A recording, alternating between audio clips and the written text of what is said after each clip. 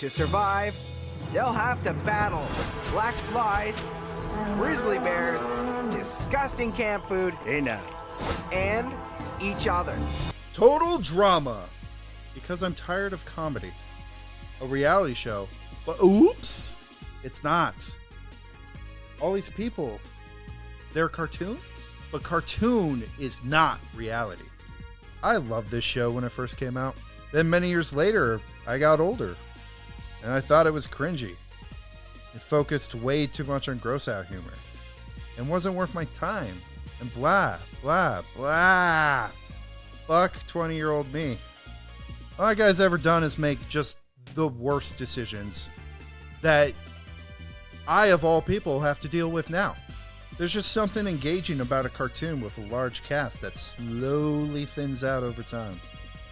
Sure, some of the eliminations are telegraphed and predictable, but it's still a fun idea knowing that eventually the characters you see won't all be on the show for the entirety of the season. So don't get attached. Oh no. Lindsay, you beautiful dumbass. What could have been? The show's weird, gross, has an immature sense of humor. But I don't care. You know what the show has? Confidence. It goes and it just does not care. And I can't help but find charm in that.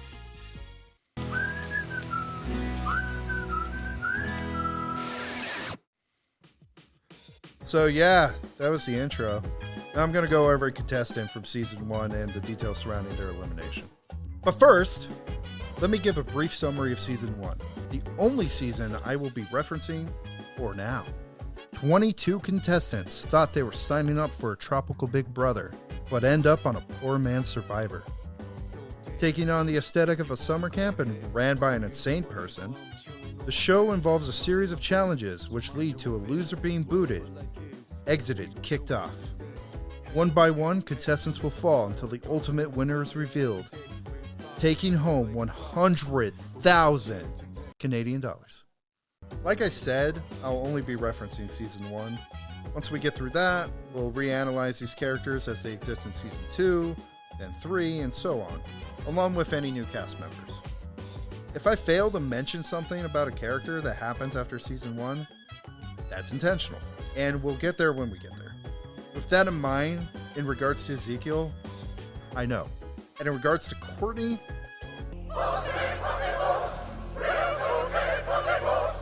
oh God, do I know. Now, without further delay, it's time for our first contestant. When Ezekiel is introduced, it's along with 21 other fresh-faced victims. I mean campers. They then proceed to say all the things about him. Look, dude, I know you don't get out much. Been homeschooled your whole life, raised by freaky prairie people. Just don't say much and try not to get kicked off too early, okay? Yes, sir. There it is. That's Ezekiel. Homeschooled, which I guess means weird. When it comes time to choose teams, Zeke is sorted into the killer bass, most likely due to his fish-like ferocity. After that, he doesn't really do much. He's just kind of there. There he is. And here he is on all fours. Is this foreshadowing? Maybe.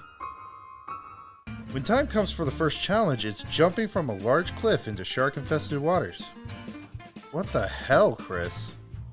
Careful. Don't want to kill them all at once.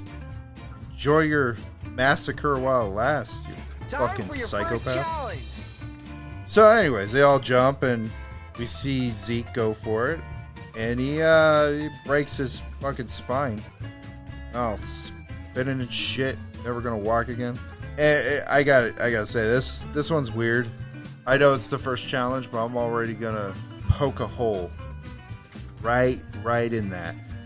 Because they're told to aim for a safe zone to avoid sharks, but I'm not sure what makes it safe. It's like buoys and rope. The sharks just seem to avoid it. Maybe the sharks fear what Chris will do to them if they break his stupid ass rules.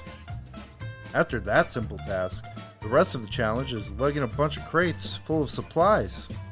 hot tub supplies for building a hot tub. Because after they all survived the cliffside shark jump, Chris had to make something up. I guess to fill the rest of the episode? He probably assumed most of them wouldn't walk away from that, so he's like, shit, I guess we could use hot tubs for the rest of the summer. Plus, nothing clears up shark PTSD like a good soak. Let's make that a thing. Whichever team had the most jumpers gets some wheelbarrows to carry the supplies. Zeke's team, the Bass, had less jumpers, so no wheelbarrows. As a result, they get a late start, rush the job, and they build just the worst hot tub. It doesn't hold water, which is like the one thing it should do. I doubt it even gets that hot. One of them has got to go. While the team discusses who to vote off, Ezekiel wonders out loud how they lost when the other team has more girls. Well, I just don't get why we lost, eh? They're the ones that have 6 girls. You poor, dumb son of a bitch. This sparks conflict, and due to his sexist ways, Ezekiel is the first to be voted off the island. Also, Chris does this parody of the drawn-out tension in reality shows. Like, oh, who's it gonna be? Which is a good joke that we'd all expect, but it's weird that they blow it not only on the first elimination, but on one of the more obvious ones. Like, oh no, it's the guy who pissed off the majority of his team. No way. And here, right here, ends the ballad of Ezekiel. We hardly knew thee. For real though, you were gone very quickly. We know you were homeschooled and you hate women. That's about all we got. Other than that, not much to say about the guy. He was clearly introduced as fodder, and that purpose was served. He doesn't seem to care, so I won't either.